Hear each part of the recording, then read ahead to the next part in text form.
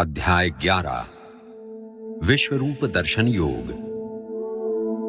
अर्जुन बोले, मुझ पर अनुग्रह करने के लिए आपने जो परम गोपनीय आध्यात्म विषयक वचन अर्थात उपदेश कहा, उससे मेरा यह ज्ञान नष्ट हो गया है। क्योंकि हे कमल नेत्र, मैंने आपसे भूतों की उत्पत्ति और प्रलय विस्तार पूर्वक सुने हैं तथा आपकी अविनाशी महिमा भी सुनी है। हे परमेश्वर, आप अपने को जैसा कहते हैं ये ठीक ऐसा ही है, परंतु हे पुरुषोत्तम, आपके ज्ञान, ऐश्वर्य, शक्ति, बल, वीर्य और तेज से युक्त ऐश्वर्य रूप को मैं प्रत्यक्ष देखना चाहता हूं।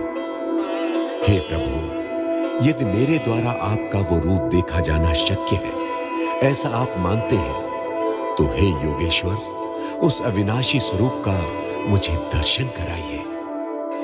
श्री कृष्ण बोले, हे पार्थ, अब तू मेरे सैकड़ों हजारों नाना प्रकार के और नाना वर्ण तथा नाना आकृति वाले अलौकिक रूपों को देख।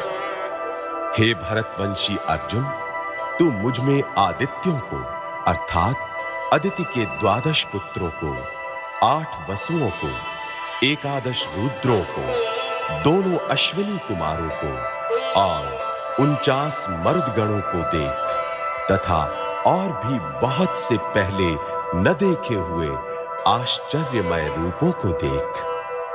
हे अर्जुन, अब इस मेरे शरीर में एक जगह स्थित चराचर सहित संपूर्ण जगत को देख तथा और भी जो कुछ देखना चाहता हूं सो देख, परंतु मुझको तू इन अपने प्राकृत नेत्रों द्वारा देखने में निस्संदेह समर्थ नहीं है। इसी से मैं तुझे दिव्य अर्थात अलौकिक चक्षु देता हूं। इससे तू मेरी ईश्वरीय योग शक्ति को देख।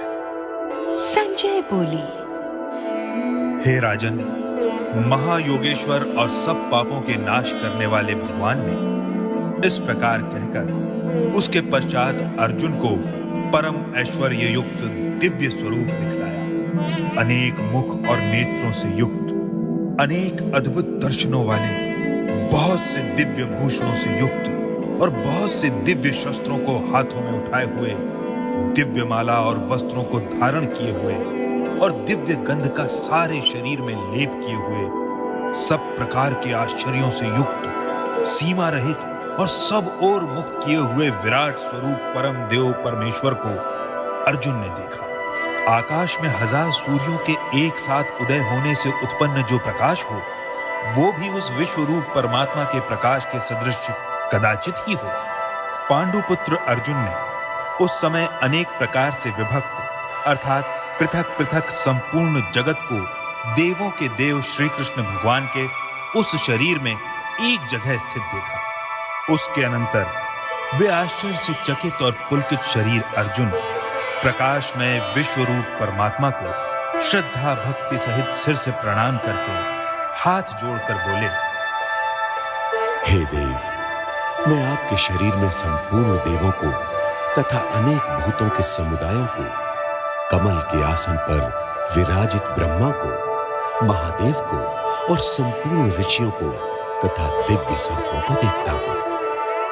हे संपूर्ण विश्व के स्वामी, आपको अनेक भुजा, पेट, मुख और नेत्रों से युक्त तथा सब ओर से अनंत रूपों वाला देखता हूं। हे विश्वरूप, मैं आपके न अंत को देखता हूं, न मध्य को और न आदि को ही। आपको मैं मुकुट युक्त, गदा युक्त और चक्र युक्त तथा सब ओर से प्रकाशमान तेज की पुंज, प्रज्वलित अग्नि और सूर्य के सदृश ज्योति युक्त, कठिनता से देखे जाने योग्य और सब ओर से अप्रमेय स्वरूप देखता हूं। आप ही जानने योग्य परम अक्षर अर्थात पर ब्रह्म परमात्मा है। आप ही इस जगत के परमाश्रय हैं। आप ही अनादि धर्म के रक्षक हैं और आप ही अविनाशी सनातन पुरुष हैं, ऐसा मेरा मत है। आपको आदि, अंत और मध्य से रहित, अनंत सामर्थ्य से युक्त अनंत भुजा वाले, चंद्र सूर्य रूप नेत्रों वाले, प्रज्वलित अग्नि रूप मुख वाले और अपने तेज से इस जगत को संतप्त करते हुए देखता हूं।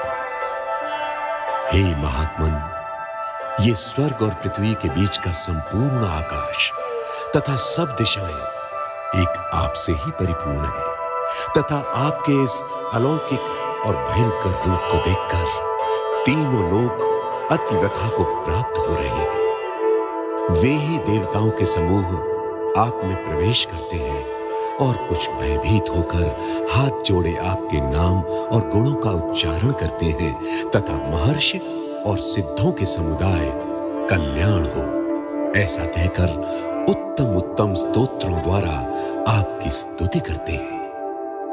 जो 11 रुद्र और 12 आदित्य तथा 8 वसु, साध्यगण, विश्वदेव, अश्विनी कुमार तथा मरुदगण और पितरों का समुदाय तथा गंधर्व, यक्ष, राक्षस और सिद्धों के समुदाय हैं, वे सभी विस्मित होकर आपको देखते हैं।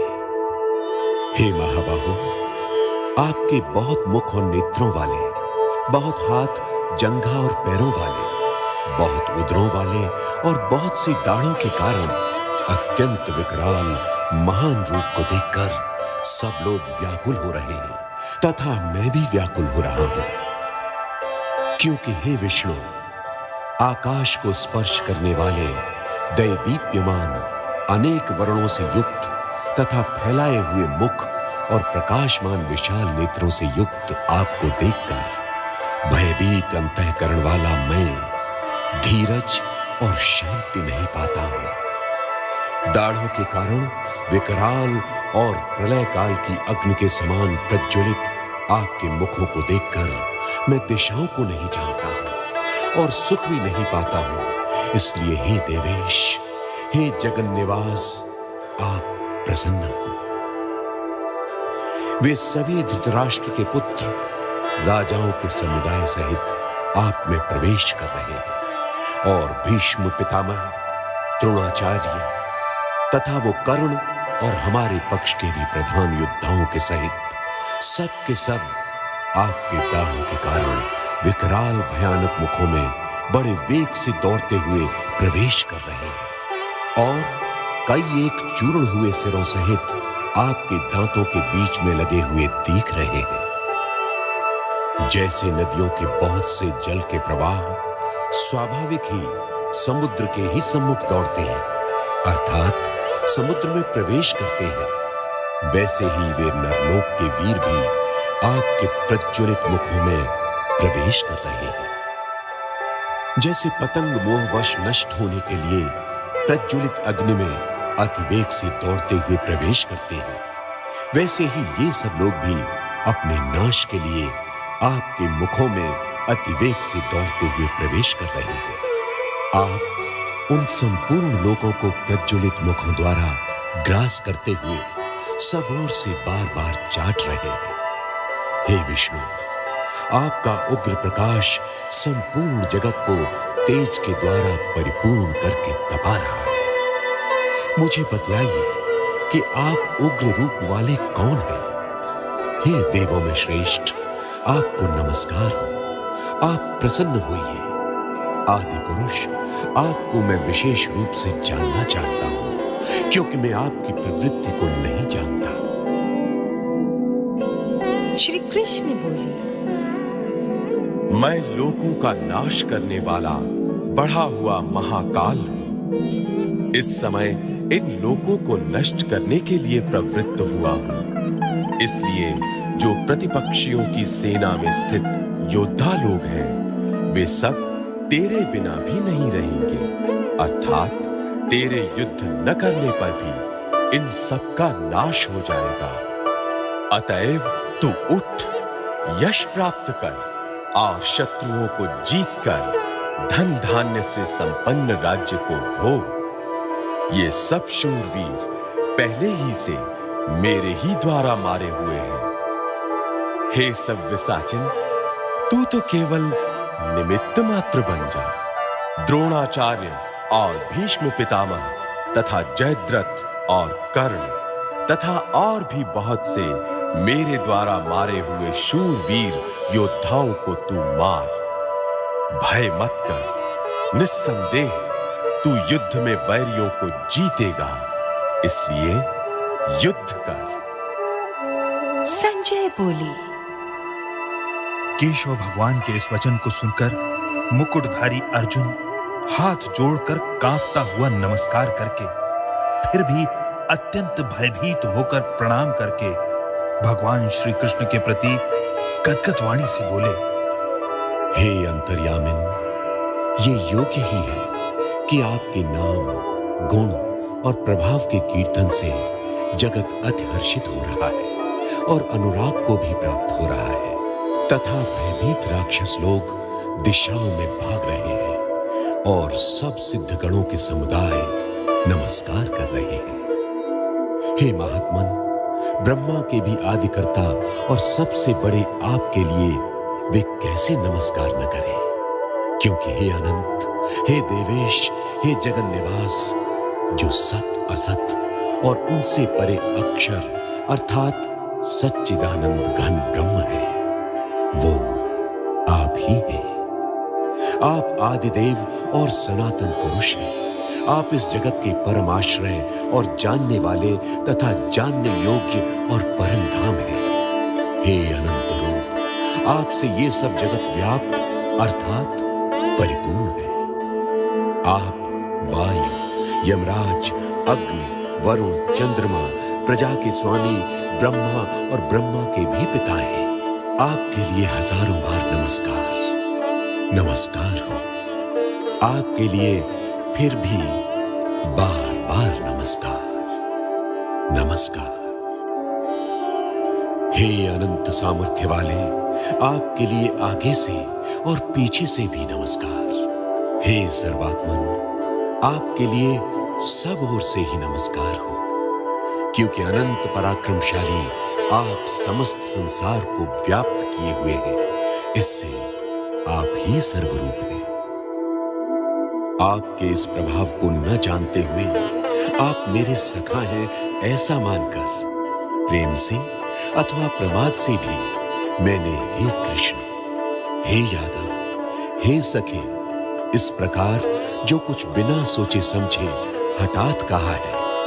और हे अच्युत, आप जो मेरे द्वारा विनोद के लिए विहार, शय्या, आसन और भोजनादि में अकेले अथवा उन सखाओं के सामने भी अपमानित किए गए हैं, वो सब अपराध अप्रमेय स्वरूप अर्थात अचिंत्य प्रभाव वाले आपसे मैं क्षमा करवाता हूं। आप इस चराचर जगत के पिता और सबसे बड़े गुरु एवं अति पूजनीय हैं।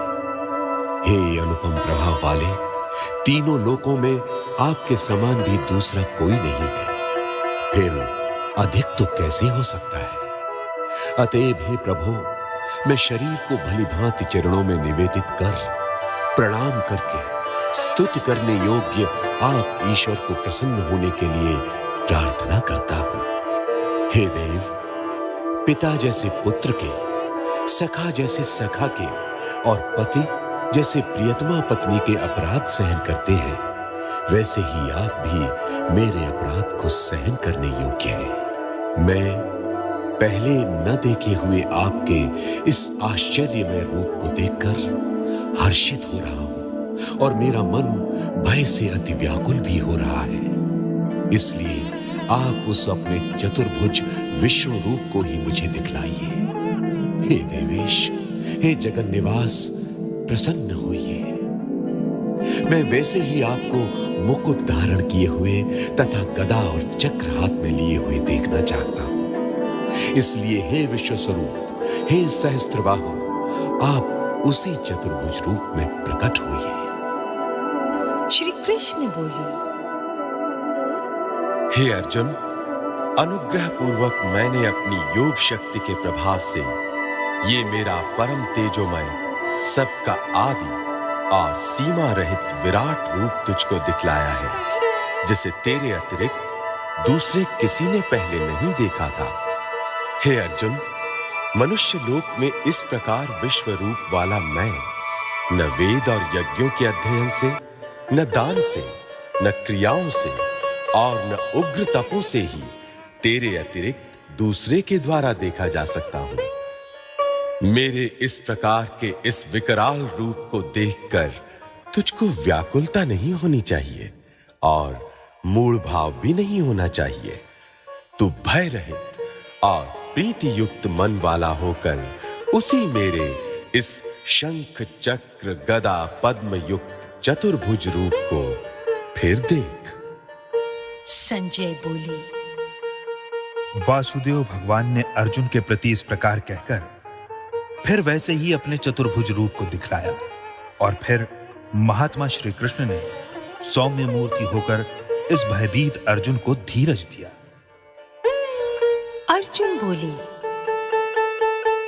हे जनार्दन, आपके इस अति शांत मनुष्य रूप को देखकर अब मैं स्थिर चित्त हो गया हूं और अपनी स्वाभाविक स्थिति को प्राप्त हो गया हूं।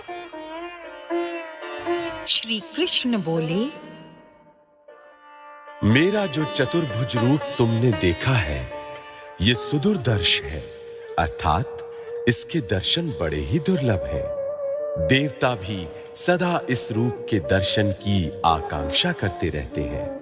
जिस प्रकार तुमने मुझको देखा है, इस प्रकार चतुर्भुज रूप वाला मैं न वेदों से, न तप से, न दान से और न यज्ञ से ही देखा जा सकता हूं। परंतु हे परंतप अर्जुन, अनन्य भक्ति के द्वारा इस प्रकार चतुर्भुज रूप वाला मैं प्रत्यक्ष देखने के लिए, तत्व से जानने के लिए तथा प्रवेश करने के लिए, अर्थात एक ही भाव से प्राप्त होने के लिए भी शक्य हूं। हे अर्जुन, जो पुरुष केवल मेरे ही लिए संपूर्ण कर्तव्य कर्मों को करने वाला है, मेरे परायण है, मेरा भक्त है, आसक्ति रहित है और संपूर्ण भूत प्राणियों में वैर भाव से रहित है, वो अनन्य भक्ति युक्त पुरुष मुझको ही प्राप्त होता है।